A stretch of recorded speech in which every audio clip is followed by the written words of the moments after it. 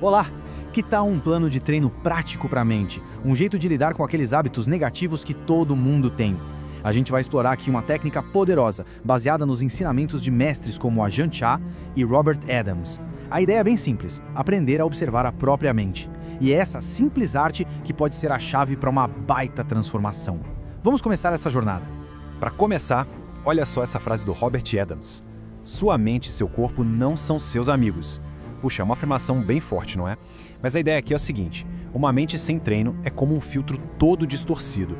Ela fica jogando pra gente um monte de medos, desejos, preocupações, tudo baseado em coisa antiga, em pagão velho. E quando a gente acredita nisso tudo sem nem questionar, bom, aí o sofrimento é quase garantido. É exatamente por isso que um treino mental é tão essencial. Então, o nosso plano de treino tem 5 etapas, um mapa bem claro. Primeiro a gente faz o diagnóstico para entender qual é o problema. Depois a gente vê o princípio-chave para a mudança.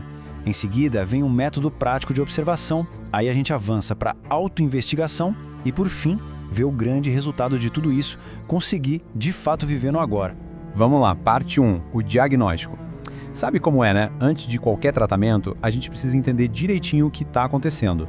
E o problema aqui é o jeito que a nossa mente funciona no piloto automático quando a gente nunca parou para observar ou treinar ela. Então, qual é exatamente o problema? A ideia do Robert Adams é que a mente fica bombardeando a gente com informações que parecem super verdadeiras, mas que na real são só ecos do passado, sabe?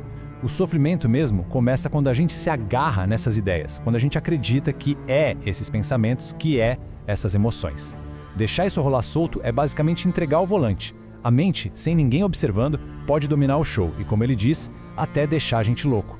Ok? Com o problema mais claro, vamos para o princípio que sustenta a solução, a diligência constante. E olha, isso aqui não é uma solução mágica daquelas de um dia para o outro. É uma prática contínua, um compromisso diário com a própria mente.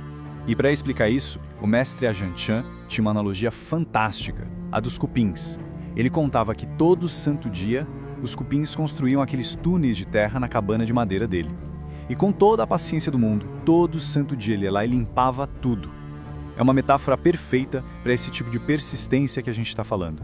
O ciclo é bem simples, mas é de um poder incrível. Pensa que as nossas impurezas mentais, a raiva, a preguiça, a ansiedade, são como esses cupins. Elas tentam construir os caminhos delas dentro da gente. E qual é a nossa tarefa? Apenas remover esses caminhos, dia após dia.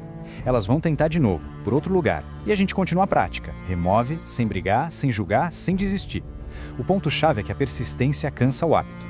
No fim das contas, igualzinho aos cupins, as impurezas simplesmente desistem e vão embora. E aqui está o pulo do gato do Ajahn Chah. Toda vez que um impulso negativo desse surge, a prática é simplesmente não obedecer. É como decidir não colocar mais lenha na fogueira.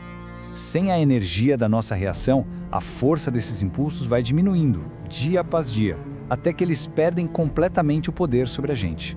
Agora sim, vamos para a parte 3. O coração da nossa prática, o método. Aqui está a técnica específica para a gente enfraquecer esses cupins mentais. E a técnica é se tornar a testemunha dos próprios pensamentos e emoções. Aqui a gente vê a diferença crucial. Reagir aos impulsos que o nosso modo padrão só reforça o problema, aprofunda o sofrimento. É como se a gente se enrolasse ainda mais no arame farpado. Agora, do outro lado, a observação neutra, sem se envolver, faz o exato oposto. Ela enfraquece o hábito e cria um espaço para uma correção interna surgir, de forma natural, sem esforço.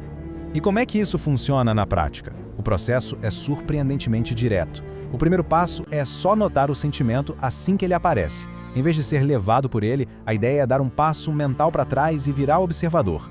Não é reprimir, não é negar o que se sente. É simplesmente não agir a partir daquele impulso, apenas observar com uma certa curiosidade, com calma, até que a energia daquela emoção se apague sozinha.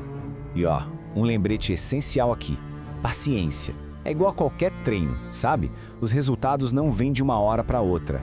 A mudança de verdade acontece com a prática consistente. É um cultivo, não é um evento isolado.